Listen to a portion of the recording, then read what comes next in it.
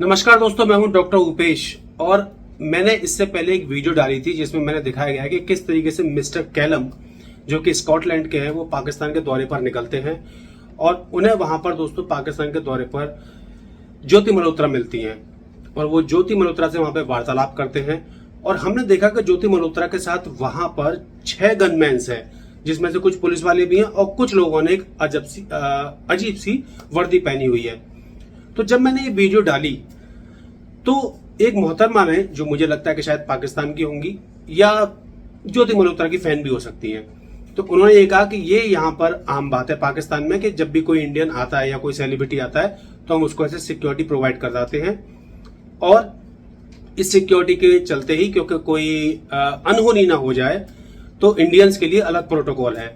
तो सबसे पहला मेरा सवाल है, यानी कि इससे ये साबित होता है कि इंडियंस पाकिस्तान में खतरे में है, यानी कि इंडियन टूरिस्ट जो जाते हैं, जो विजिटर्स जाते हैं, उनके ऊपर खतरा मंडराया रहता है, यानी कि कोई भी अभद्र घटना हो सकती है। इस बात से उन्होंने ये साबित कर दिया।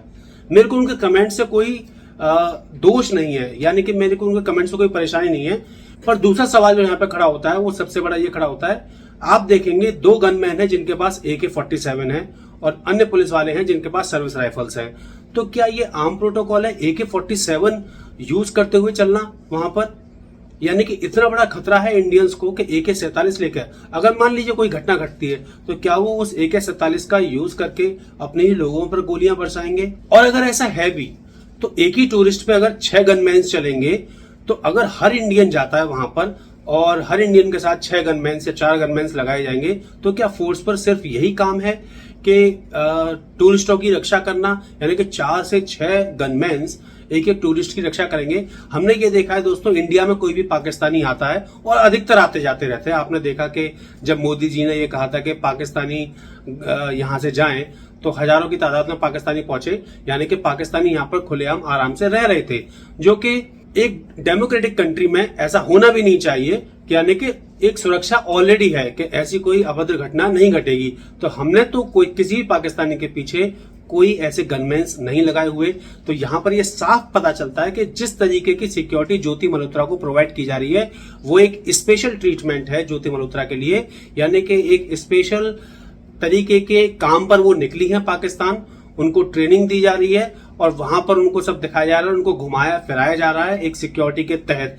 यानी कि जो सिक्योरिटी एक नेता या अभिनेता को मिलती है वही सिक्योरिटी ज्योति मल्होत्रा को मिली हुई है, जो अपने आप में एक बहुत बड़ा सवालिया निशान है। और इसी के चलते अगर ये आम बात है कि इंडियंस के साथ इनकी फोर्स चलती है, तो जिस अंग्रेज मिस्टर कैलम को जो वहां पर एक यूट्यूबर हैं अपना व्लॉग बना रहे हैं, तो उनको इतनी हैरानी क्यों हो रही है? वो एक तरफ साइड हट जाते हैं। आपने देखा कि it is so much astonishing, उनके लिए ये बड़ी खतरे की बात है। वो एकदम साइड हट जाते हैं और कहते हैं कि ऐसा मैंने पहले कभी नहीं देखा, इस तरीके का मंजर के 6 गनमैन एक टूरिस्ट को गार्ड कर रहे हैं।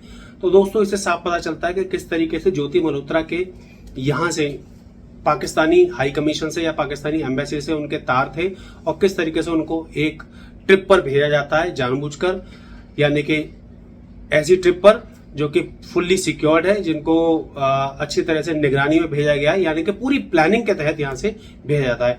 अब आपका इस बारे में क्या कहना है ये मुझे जरूर बताइएगा, क्योंकि इस तरीके के कमेंट्स आ रहे हैं, हमें अच्छा लगा। मैं उनके कमेंट्स की सराहना करता हूं जिन्होंने मेरे को कमेंट किया। ये इस कमेंट में करने में कोई प्रॉब्लम नहीं है, हम आपके प्रोटोकॉल्स नहीं जानते हैं पाकिस्तान के, पर हमारे जो सवाल है वो सवाल वहीं के वहीं है कि आखिर इतनी सिक्योरिटी एक इंडियन को क्यों? मान लीजिए कुछ हो जाता है, आपने सही कहा, पर ऐसा हो क्यों जाता है? ऐसा क्यों हो सकता है? ये अपने आप में दूसरा सवाल है।